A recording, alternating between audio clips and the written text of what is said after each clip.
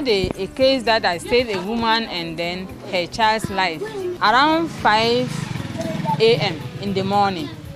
This was the way she was walking. When she entered, she was struggling. She wanted to squat, but the nurses were preventing her from squatting because it's not good to squat as a laboring woman. So she was struggling, but we were able to remove her rubber, which was something like this and bigger, to put on the bed for her to lie down. So we laid the rubber this thing for her to lay down for some time, but she was struggling on the bed.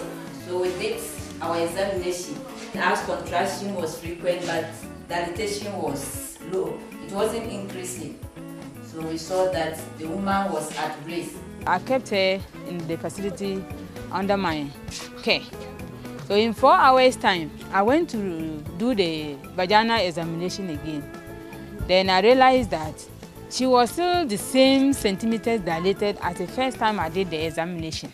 I told the woman that there was a need for me to refer her to the hospital for further management. But the woman told me that, Madam, you wait small. But I said no, there was a need for us to go early, for early intervention. Then I asked of the husband. She told me the husband had gone to the farm. We called the husband on phone. So when he came, the midwife was able to explain to her why the need for the wife to go to Jirapa for further interventions. So I called the ambulance on phone. In the next 20 minutes, the ambulance arrived at the facility. We go to the ward, maternity ward, at around 12 something, thereabout. The in charge was on duty, Madam Selina, with another midwife. They informed the doctor, one daughter, Alexis, he's a Cuban daughter in the hospital. He came and also did his examination and made his orders, and that they should report any abnormality. I went back to see my woman, whether she had delivered. So I went only to meet the midwife in the main ward, one Albertina. She said, hey, madam, your woman is still lying there waiting for you to come and deliver her.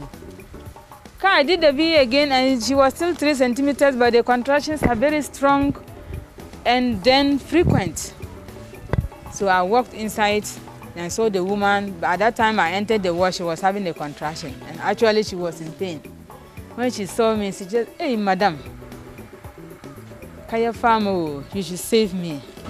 So in my mind, I already diagnosed the woman that she was having cervical dystocia. But I was waiting on the doctor to come and confirm. But then, they were not also fast enough and I had to go back to the facility that evening. So I left the ward at around 5:30 when the nurse also left to call the daughter. The following early morning, I called the ward to find out about my woman. But only for the nurses to tell me that, oh, daughter came last night and said they should prepare fast for cesarean section. That the woman was actually having cervical dystocia.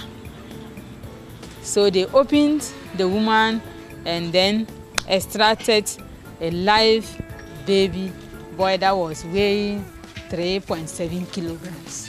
That was the report they gave to me. I was very happy. And the following day I had to go to the ward to see how they were doing. And I actually went and met that bouncing baby boy there. They discharged the woman in 7 or is it 10 days time to come back to the facility and continue with the care.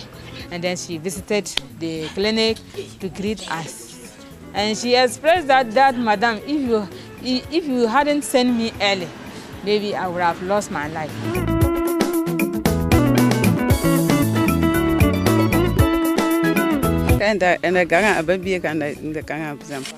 The labor started in the night, around 5 a.m. I saw I had a ruptured membrane. I called my husband and he brought me to the clinic. When I came to the clinic, the midwife, Madame Marcella, examined me. She told me my contractions were not regular and my cervix was not fully dilated. She told me that I should call my husband to come and go to the hospital in Jirapa.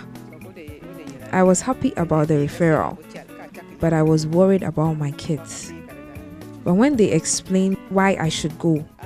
I was willing to go because I knew that at the hospital they would be able to save me from dying.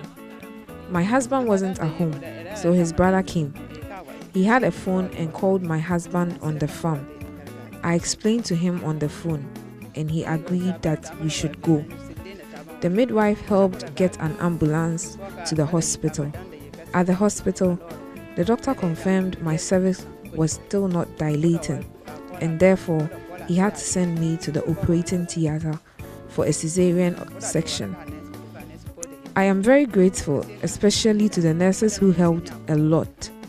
I know that if I had not reported to the clinic, I might not be here with my lovely baby. I would like to advise other women to also take antenatal care attendance seriously.